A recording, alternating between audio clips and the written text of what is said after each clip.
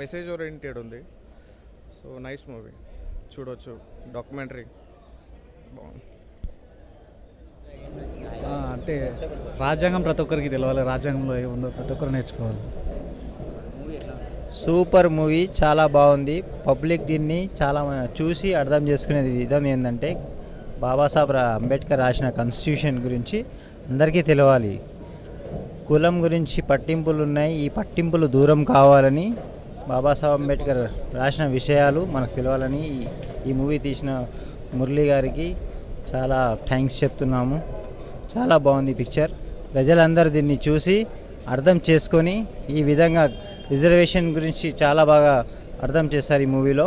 కాబట్టి అందరూ ఈ మూవీని చూసి అర్థం చేసుకోవాలని కోరుకున్నాను. నిజంగా ఈ మూవీ ప్రతి ఒక్కరు చూసే మూవీ.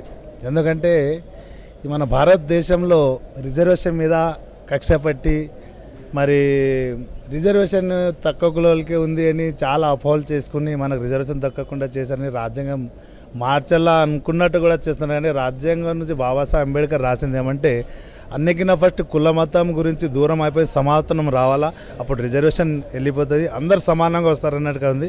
నిజంగానే ఫస్ట్ కులము మతము అనేది అన్ని వెళ్ళిపోతే మాత్రం రాజ్యాంగం సరి అయినది అన్నట్టుగా మనకు అర్థమవుతుంది. అంటే ముఖ్య కారణం ఏమందంటే కులము జాతి వ్యవస్థ మీద బాబాసాహెబ్ అంబేద్కర్ ఏం చెప్పిందంటే ఎప్పటి వరకు సమానవంతం రాదు అప్పటి వరకు ఈ రిజర్వేషన్ ఉంటుందని చెప్పారు. అది వాస్తవమే.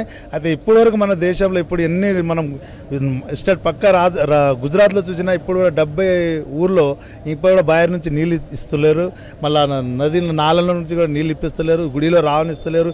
వీళ్ళు గుడి మీద రిజర్వేషన్ చేసుకొని పెట్టారు కాబట్టి వాళ్ళకి రిజర్వేషన్ చదువులో రావట్లేదని దీంట్లో మూవీలో అర్థమైంది. అన్నికన్నా ఫస్ట్ కులం అనేది చచ్చిపోవాలా, రిజర్వేషన్ అందరికీ సమానం వస్తుంది, అప్పుడు చదువుకొని అందరి పిల్లలకి జాబ్ వస్తాయి, అందరు సమానం వస్తే మన దేశం ముంగటికి వెళ్తాని ఇది సత్యం. ఈ మూవీ ప్రతి ఒక్కటి చూడాలి, చాలా మంచి మూవీ. నేను చాదాపుకి వెళ్ళాలంటే 20 సంవత్సరాల తర్వాత థియేటర్లో వచ్చినాను, ఎందుకు చూడను నేను. ఇది మూవీ మీద చాలా ఇది అందరు చూడాలా. Movie successful, perfect movie, good movie. అన్న సినిమాలో మాత్రం వాస్తవం చూపించారన్న, బయట ఏం జరుగుతుంది సినిమాలో కళ్ళ కట్టినట్టు చూపించారు. నా విజ్ఞప్తి ఏంటంటే అందరూ సినిమా చూడాలి, ముఖ్యంగా చదువుకున్న వాళ్ళు ఈ సినిమా చూడాలి, ఆలోచించాలి ఏంటన్నది. అంబేద్కర్ ఏం చెప్పాడు, మన రాజ్యాంగం ఏం చెప్పింది, అసలు ఏంటి రిజర్వేషన్ ఏంటని ఒక అవగాహనకు రావాలంటే ఒక సినిమా చూస్తే తెలుస్తుంది. సో చదువుకున్న వాళ్ళందరికీ నాకు విజ్ఞప్తి ఏంటంటే ఒకసారి సినిమా చూడండి, ఆలోచించండి. దేశాన్ని నడిపించేది చదువుకున్న వాళ్ళే కదా. సో ఒకసారి ఆలోచించి సమాజాన్ని అర్థం చేసుకుంటే మా ఫలితాలు బాగుంటుందని నా ఉద్దేశం. సినిమా మాత్రం చాలా బాగా తీశారు. సో డైరెక్టర్కి తర్వాత నిర్మాతకి నా కృతజ్ఞతలు తెలియజేస్తున్నాను. ఫస్ట్ టైం ఒక రియాలిటీని స్క్రీన్లో చూడడం అనేది చాలా హ్యాపీగా ఉంది. సో ఈ మీడియా ముఖంగా నేను తెలియజేసేది ఏంటంటే అందరూ దయచేసి ఒకసారి సినిమా చూడండి, అర్థం చేసుకోండి. ఓకే, జై భీమ్. శరణం గచ్చామి సినిమా చాలా అద్భుతమైన ఫిలిం. అది ఫిలిమే కాదు, ఇప్పుడు దేశంలో ఉన్నటువంటి ఒక వ్యవస్థను మార్చవలసినటువంటి అద్భుతమైన ఫిలిం.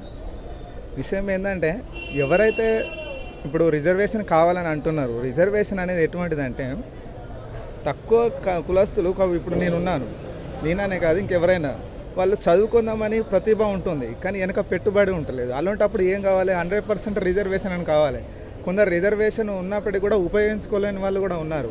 అట్లానే అగ్రవర్ణ కులంలో కూడా వాళ్ళు ఆర్థికంగా వెనుకబడిన వాళ్ళు ఉన్నారు. వాళ్ళు ఇప్పుడు మనం ఈ సినిమా చెప్పే ఉద్దేశం ఏంటంటే ఆర్థికంగా ఎవరైతే వెనుకబడి ఉంటారో వాళ్ళకు ఇవ్వండి, అది ఏ కులమైనా కావచ్చు, అది బ్రాహ్మణ కులం కావచ్చు, ఇంకేదైనా కులం కావచ్చు. అటువంటిది ఈ తక్కువ జాతిలో ఉన్నటువంటి అప్పుడు చతుర్వర్ణ వ్యవస్థ ఒక క్రీస్తుపూర్వం 605 సంవత్సరంలో ఏర్పాటు చేసినటువంటి చతుర్వర్ణ వ్యవస్థ ఇప్పటికీ భారతదేశంలో ఉంది. ఇదే కుల వ్యవస్థ ప్రపంచం మొత్తంలో చూసినప్పుడు కూడా ఎక్కడ లేదు. అటువంటి భారతదేశంలోనే ఈ కుల వ్యవస్థను పెట్టి ఒక అణగారిన స్థితిలో ఇప్పుడు చూడు, అంతకుముందు కనుక చూసినట్లయితే అణగారిన కుల వాళ్ళకు ఉన్నటువంటి జాబ్లు ఏంటండి, వాళ్ళకు ఉన్నటువంటి దిగజారినటువంటి బ్రతుకులే ఉన్నాయి. అటువంటి వాళ్ళు రిజర్వేషన్ ఉపయోగించి గొప్ప స్థానానికి రావాలి. అట్లనే ప్రతి ఒక్కరు కూడా ఈ మానవత్వవాదంతో ఈ సినిమా చూడాలి. అందరు ఇందులో ఉన్నటువంటి వాస్తవాన్ని గ్రహించి వ్యవస్థలో మార్పు వస్తే సమాజంలో మంచి విలువ ఉంటుంది, మంచి భారతదేశం కూడా గొప్పగా మనం నిలబెట్టేటువంటి స్థానం ఉంటుంది.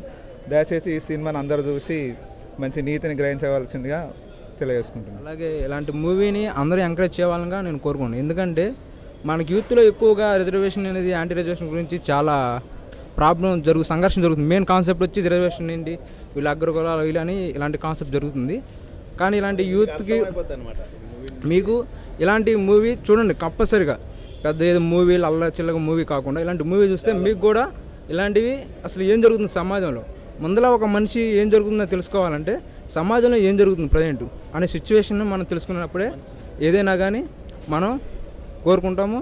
అలాగే అంబేద్కర్ గారు రాసిన రాజ్యాంగం ప్రకారం ఈ దళిత వాళ్ళు ఎవరైతే ఉన్నారో వాళ్ళ వర్గాల వాళ్ళందరికీ మంచిగా మార్గం ఏర్పడాలని నేను కోరుకుంటున్నాను.